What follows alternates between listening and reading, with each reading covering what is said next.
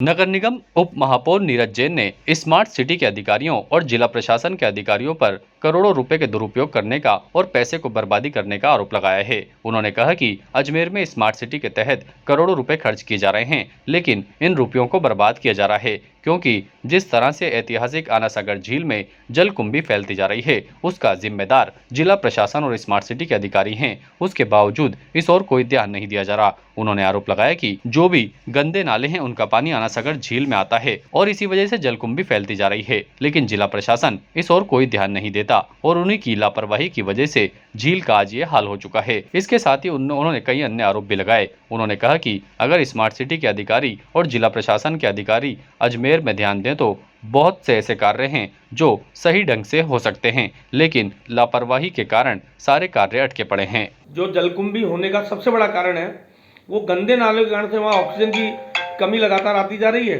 और ऑक्सीजन की कमी होने के कारण से जलकुंभी वहाँ पर डेवलप हो रही है और उन गंदे पानी नालों को रोकने का कोई प्रयास स्मार्ट सिटी द्वारा नहीं किया गया। सीवरेज ट्रीटमेंट प्लांट वहाँ लगा हुआ है जो कि नगर निगम को मिल गया, लेकिन वहाँ तक उन नालों का पानी जाए इसकी कोई व्यवस्था नहीं की गई।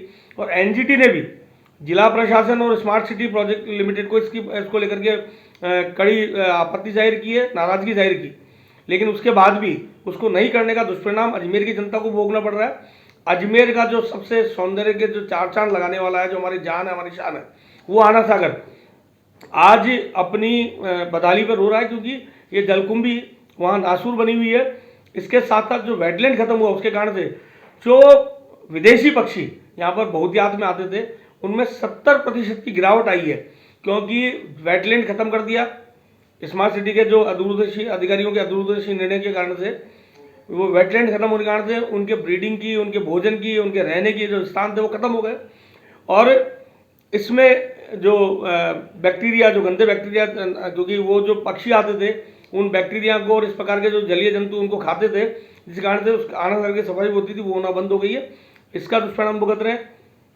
अभी हाल ही में यूडीएच मंत्री झाबर सिंह जी खर्रा जो हमारे बीच में आए थे, उनको इसके बारे में जानकारी दी गई। उनको भी उन्होंने बड़ी चिंता व्यक्त की। वो खुद भी आना सागर का और पूरा देख करके गए और हमने उनसे मांग की है कि जल्द से जल्द इस समस्या से निजात दिलाने के लिए कुछ समन्वित प्रयास यूडीएच भी हमारे साथ करे, जिससे कि अजमेर की आना सागर झील का को वापस सुधारा जा सके। Status king of gent suits, full gent suits, न्यूनतम किराए पर डिजाइनर एक्सक्लूसिव शेरवानियां।